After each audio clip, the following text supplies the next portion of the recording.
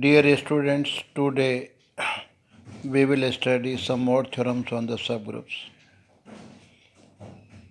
In previous theorem, we have seen that intersection of two subgroups of a group is again a subgroup. But here we can't say directly that union of two subgroups is again a subgroup. Here there is some slightly change. Let H1 and H2 statement of the theorem. If H1 and H2 are two subgroups of the group G, then we have to show that union of two subgroups is also subgroup of G if and only if either one is contained in other. It means H1 is subset of H2 or H2 is subset of H1. Now we write its proof. Let us suppose first H1 is subset of H2 or H2 is subset of H1. It means either one subgroup is subset of other. Now we get their union. उनका union निकालते हैं तो this union will be equal to either H1 or H2. So this union will be equal to H1 and H2, which are subgroups of the group G. Hence we can say at this stage H1 union H2 is a subgroup of the group G. Because given that H1 and H2 are subgroups of the group. Now conversely, suppose union of two subgroups is a subgroup of G, then we have to show that either one is contained in other. It means दोनों में से कोई एक दूसरे का subset होगा या दूसरा पहले का सबसेट होगा. तो we have to show that H1 is subset of H2 or H2 is subset of H1. पहले हम मानते हैं H1 H2 का सबसेट नहीं है. देखो सबसेट की डेफिनेशन है कि A set A is subset of set B. It means all elements of A are contained in the set B. So here H1 is not subset of H2. It means there exists at least one element in H1 which is not in H2. So implies that there exists at least S belongs to H1, but S is not belongs to H. Now H2 is not subset of H1. So implies that there exists at least one element T belongs to H2 which is not contained in H1. These equations are written 1 and 2 respectively. From 1 and 2,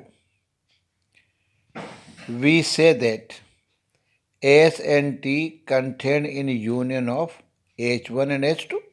This statement written third.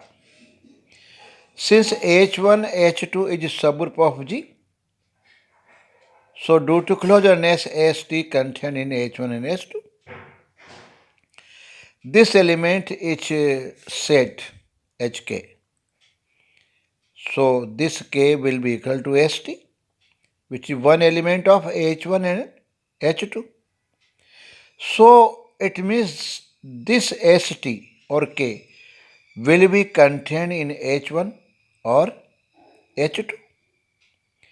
Let ST belongs to H1. So this T is equal to S inverse K pre-multiplied by S inverse on both sides. This T is equal to S inverse K T किसका element है?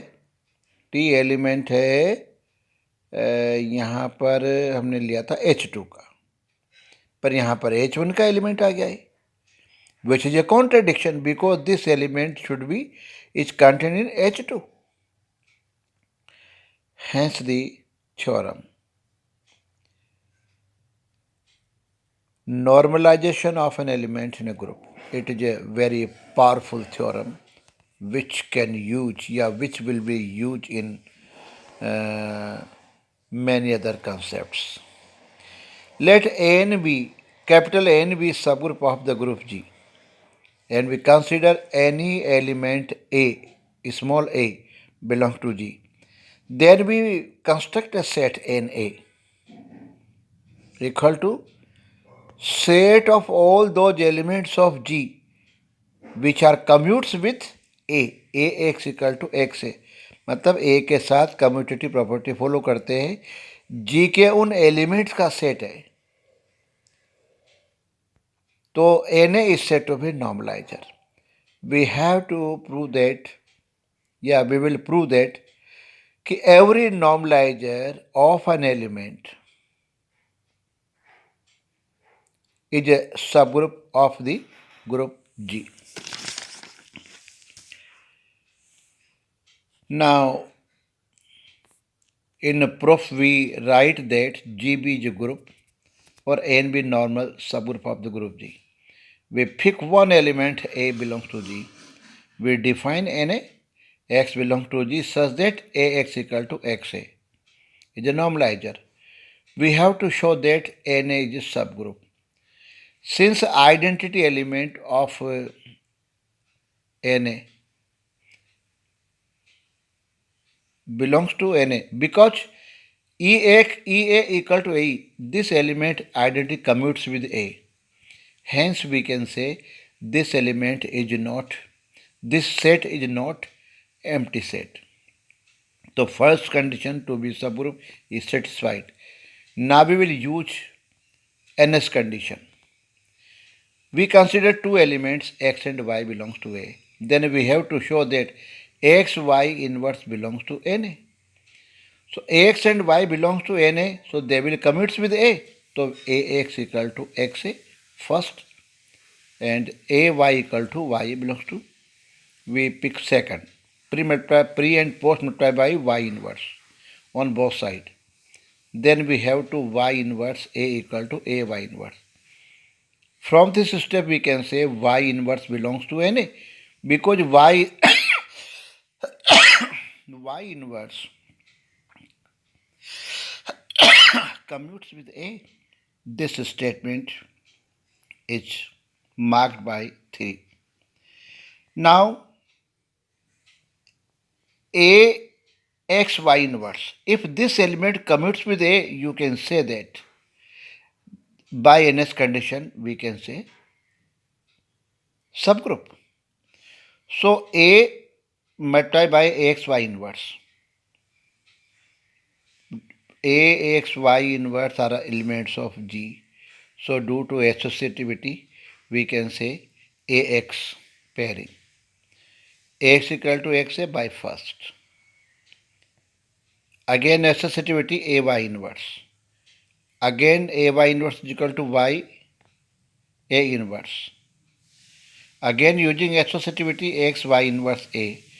From this step we can say Ax y inverse commutes with A. So Ax y inverse belongs to Na. Hence Ax y belongs to Na implies that Ax y inverse belongs to Na. Hence by NS condition Na, the normalizer of an element A, is subgroup of the group G. Thank you.